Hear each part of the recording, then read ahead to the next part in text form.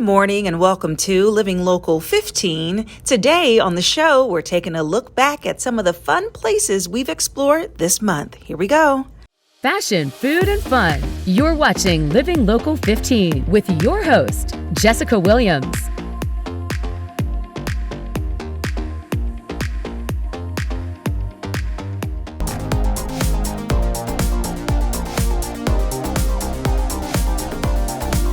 All right, guys, I am here in the cycle class and we're going to get started in just a moment. My first time cycling, as I told you all, and I think this is a really good group, and we're going to get started now. All right, we're going to get started. You got your gear between 7 and 9. You're going to pick up the speed in the saddle. Everything is right lead, unless I call left. 22 RPMs, right, left. It's a party, my posse's been on Broadway, and we did it always. Slow music, I shed my skin and put my bones into rising up. 3, 2, 1. That stage light going shine down. Got that Bob Barker suit and Clinko in my style. Money, stay on my craft. Those pounds, but I do that to pass the torch and put all single press, go down. Good.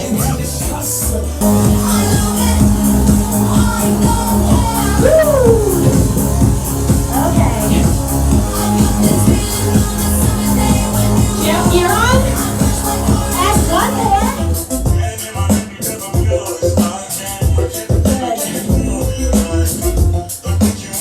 Elbows.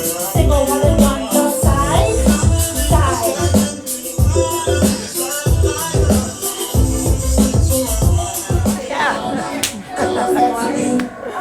Okay. You decide where your gear is. Only you see it.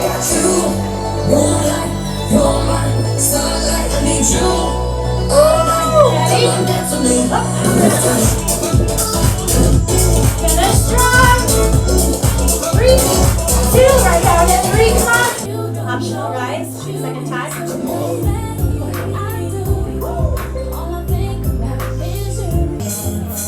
Rise shortly. Woo, you can feel it. Ready? 4, 3, 2, up, ha. Come on. Add a turn.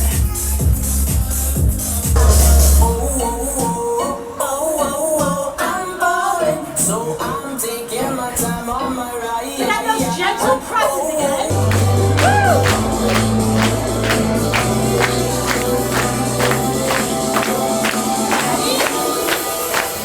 That's just the Oh, get it!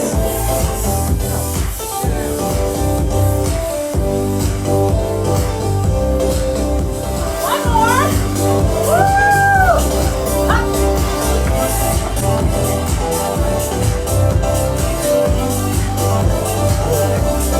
Saddle.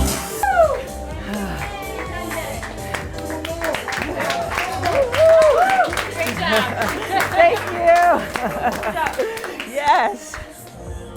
Bring them up nice and slow. Over to your right.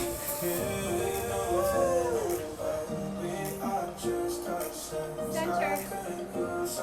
Inch higher. And left.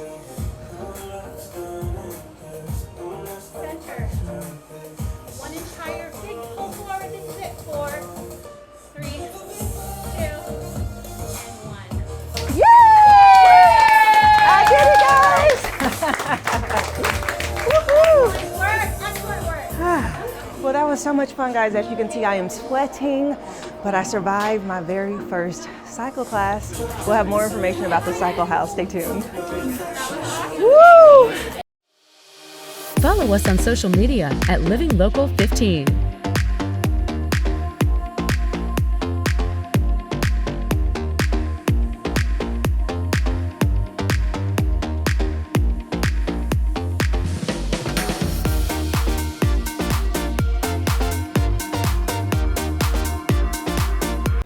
I am here with Zachariah Smith, singer and songwriter who just came off the most recent season of American Idol. Hi, Zachariah. Hey, how are you? Good, how are you? I'm doing very well. Well, I'm sure this last year has been quite the whirlwind. Oh my gosh, I've been so busy. Yes. Yes, and you are an Indiana native from right here. We're in Wabash today at the Honeywell Center, and you have history and roots here. Yeah. We're going to talk about it, but how do you feel just coming off this last season that you made it to the top 5, which is amazing? Yeah, thank you so much. I mean, coming back to Wabash is, first off, it's an honor to be able to, come to the Honeywell Center. We sold out within hours, of the tickets being on sale, which is amazing, Yes, So it is. Wabash comes together and we support our local folks, and I just think it's great, Yeah. So what was your experience like on American Idol? So I have to say, you were only 19 years old. Well, which I'm is, 20 now. Oh, you're 20. Yeah. You had a birthday. I did. I had a my birthday. Goodness. Yes. Still young, and how incredible to have that experience. Yes, of course, yeah. Yeah, so being singer, songwriter at your age, being 20 years old, entering into American Idol, Yeah. what was that experience like for you? Oh my gosh, it was really nerve-wracking because, with me being a stepfather of 3 and being married and, running a family business, that is a lot to, take on. So I took 15 minutes out of my lunch break, and within no time they told me I was auditioning for the judges, which is insane. Wow. Doesn't happen every day. Right, that opportunity to just, you gotta love technology, right? Oh, of course. Praise God. Yes, and so you had quite the journey. You got to go to Nashville, and then kind of just share with us a little bit about your experience. Yeah, so the Nashville auditions was really, really fun. Everybody, the producers were really nice and they were really welcoming, and you start to learn how to do the process with the cameras and the mic checks and warming up, and so you go through the whole thing, and then once you get to the audition room, it was really real for me when I saw Ryan Seacrest. He was just skateboarding down the hallway, Gosh, and I was like, that was Ryan Seacrest. Yeah. So it all comes to you really fast. Well, I love that he was skateboarding. That's great. Well, he actually crashed into a poster, so it didn't go so well, but he was I can okay. believe that. Yeah. Sounded dangerous. Okay, so what was it like being on that huge stage in front of a live audience and just having to compete week after week? Yeah, I think it's a really cool opportunity to be able to be on that big American Idol stage. You're getting to show not only your fans, but the rest of the world who you are as an artist, as a songwriter, and your personality. It shows your character. Yeah. But for me, the way I saw it is you can't look at it as a competition. Okay. You act as if it is your own show each and every single time, even if it is for 2 minutes. Yes. That is 2 minutes that the stage is yours. You're owning it. That's your song. You make it your song. You make it your own. Yeah, I love that. Yeah. That's great advice for performers out there. Absolutely. Yeah. And so let's talk about your roots. So from being from here, Wabash, and you actually attended Honeywell Center in their performing arts school. So share with me about that. Yeah, when I was in high school, I always did, the all-state honors choir, and of course that was held here in the wonderful Honeywell Center, and that was great experience for me to, it was great education. And, for me, I was like, I wouldn't see how this would help me in the professional world, but I'm going to do it anyways because I love music. Yes. But then once I got to American Idol, I was like, wow, it really did help. More than what I imagined. So, it opens up doors for you that you wouldn't think that it would. But, I recommend that everybody, if you get the chance to do it, please sign up for it because it changed my life and I know it would change yours, Oh, I love that. And it Yeah. probably really helped you develop discipline. Yes. And to work on your craft and to hone in on those elements that you were like, oh, wow, I have to instantly know this and that and be prepared and be ready for the opportunity in the moment. Yes, you mean it always teaches you to be ready to sing, just like that. So the discipline, like you said, like I said, it's a great educational system for not only singers but for songwriters, for dancers. If you like theater and you like to act, it's great for that as well. They teach you different techniques that you can use with your voice, that you can use with your body. So it's all around. It's a great program. I recommend that everybody does it. I love that. So what is next? What are you doing now? Kind of traveling around, doing shows, I'm sure. Are you working on music? Let us know. Yeah, of course, I'm working on tons of new music right now. I'm writing a whole bunch of new songs. Currently working on a new album that I'm getting ready to release, soon, not so soon, but soon. Okay. And we're booking shows right now. We've sold out the Honeywell Center, so Yes. we're so excited. Lots more shows coming up, and just lots of opportunities. Yeah, so many, and they're going to keep rolling in for sure. Hopefully, So yes. brace yourself. This is only the beginning. Yes, thank for you. real. Yes, and for those that are watching, young singers aspiring to be on a stage, maybe try out for American Idol, what advice would you give them? For me, it was almost nerve-wracking getting on that first audition. I would always say maybe have 5 songs prepared. They may ask you to have 3. For my recommendation is have 5. Okay. You never know. They may want to hear a different side of you that you're not, you may be shy to get it out, but they'll get it out of you eventually. Yes. If you're nervous, that's okay. It shows that you care. And always, always, always, number 1 rule, always smile. Always smile. Yes. It shows your personality. It shows your character. It shows that you're fun to work with. Yes. You're more accepting. Yes, I love that. That was great advice. Yes. Well, thank you so much, Zachariah, for chatting with me, and I wish you the best on your journey. It's going to be very exciting to see all the things that you accomplish. Well, thank you so much for your time. I appreciate You're welcome. it. Yes. We'll be right back. Living Local 15, proudly driven by the Kelly Automotive Group.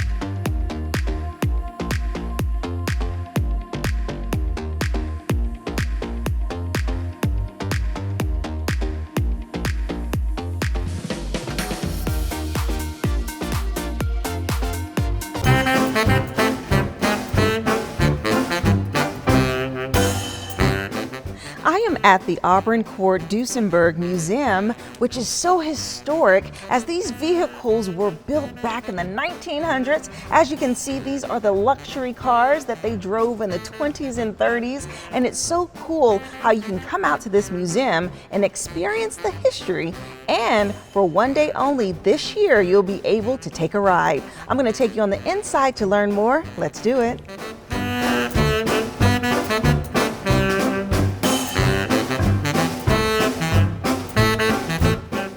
Joining me now is Brandon Anderson, the Executive Director and CEO. Hi, Brandon. Hi, it's such a pleasure to be here with you today. Yes, this place is so cool. Thank you. It's a magical place. Like I was sharing with you earlier, it's really a historical time machine.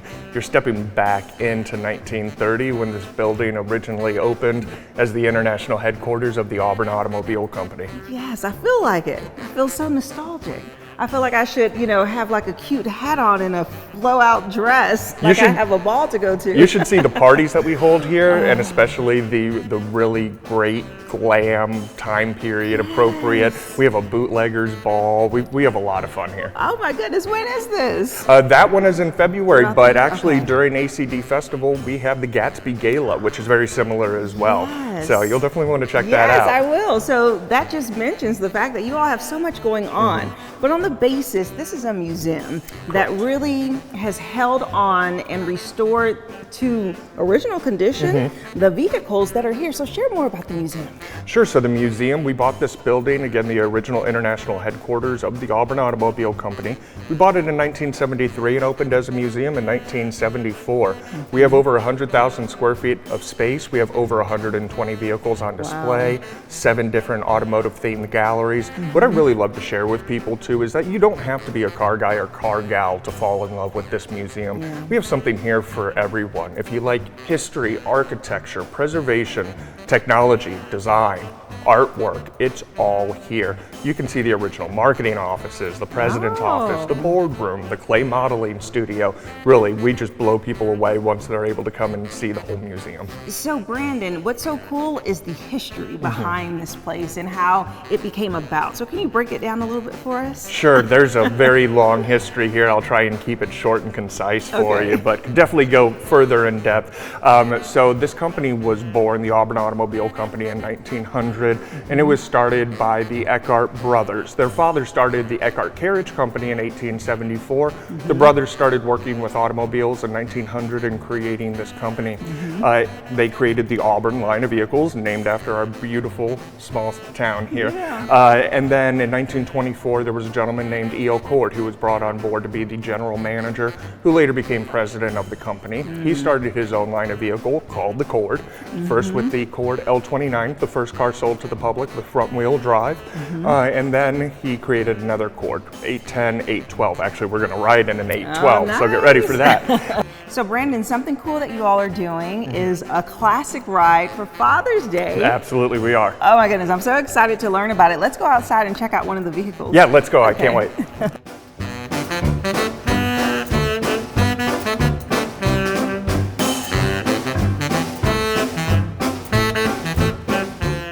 All right, so we're outside of the beautiful museum. We get a different angle of it, and of course in front of this classic car. I've never been in one of these before, actually riding in them. So tell me about the vehicle that's behind us. So this is a 1937 Cord 812. It is also known as the dual spare cord. There were only 2 made ever in history. They both still exist. This was donated to us last year, so it's pretty recent to our collection. The Cord 810, which was 1936, and 812, which was 1937. These were the first cars with hidden headlights. They were the first cars to have the horn ring. They came standard with radio. First car to have a fuel filler cap. There are so many firsts with this car. It's very slung and low down to the ground. The elimination of the big front grille and having the louvers that are there instead for air circulation. This is also known as a coffin nose cord because of that shape that you get on the hood with those grills. Right. Okay, I'm ready for the drive. You ready? Let's go. Let's do it.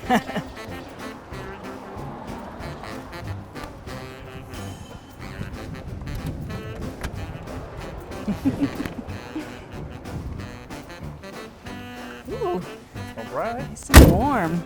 It'll be nice and warm. Look at that curve. Here we go.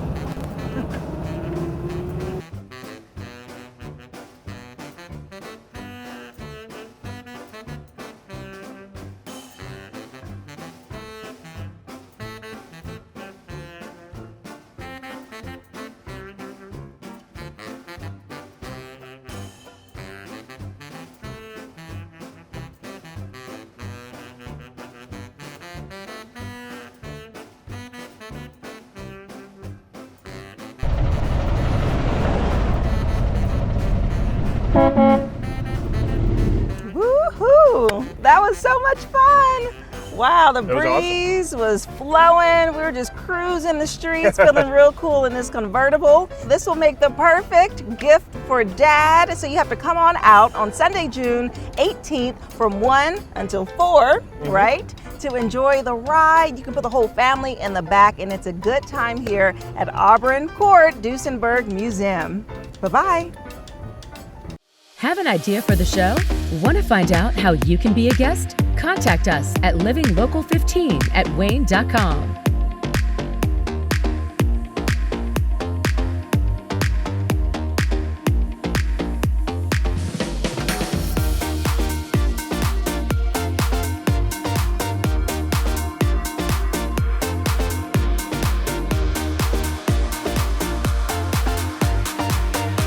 Welcome back. After the monument reveal, I was so excited and elated to have a very rare opportunity to interview Dr. Martin Luther King Jr.'s son, Martin Luther King III. Let's have a look.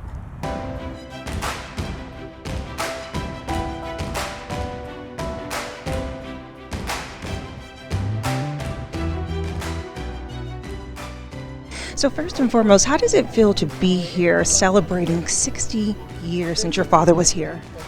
Well, it always feels, I'm always honored to participate in anniversaries, but I am also cognizant of the fact that there's still a great amount of work that has to be done.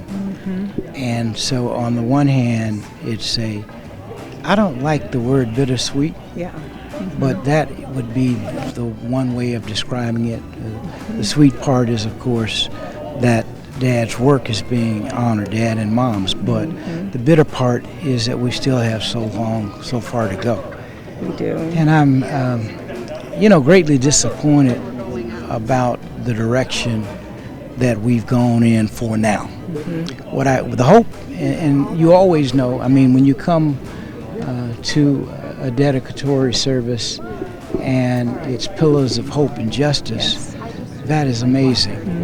And the words that Dad spoke are identified. This is here forever. It's the hope that can become. That's the beautiful part of it. Yes, and that was your father's message and the message that you continue to give. And tonight you said something so important. You said that what we have to do now is extract the good out of each other and to truly live our lives and not just exist. How can we put that to practice? So I think the best way to put it to practice is, number one, everybody has a light. Your light can be positive or negative. It's a choice. It's intentional. We have to intentionally decide we're going to be a reflection of positivity and not a reflection of negativity. And that's the only way. It's almost like, how do you eat an elephant? It's bit by bit. You can't just wave a magic wand and it happens. So it's almost a daily exercise that we have to engage in. It's like when we walk past each other every day as human beings and don't even speak. And those simple things, saying good morning, hello, how are you? And sometimes we're all feeling down, but somebody's saying how are you?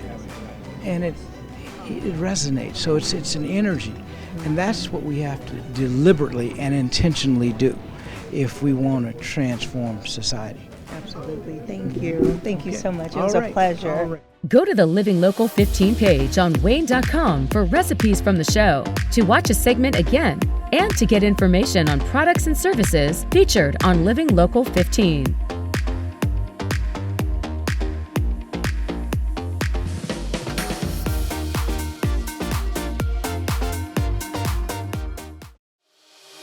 Follow us on social media at Living Local 15.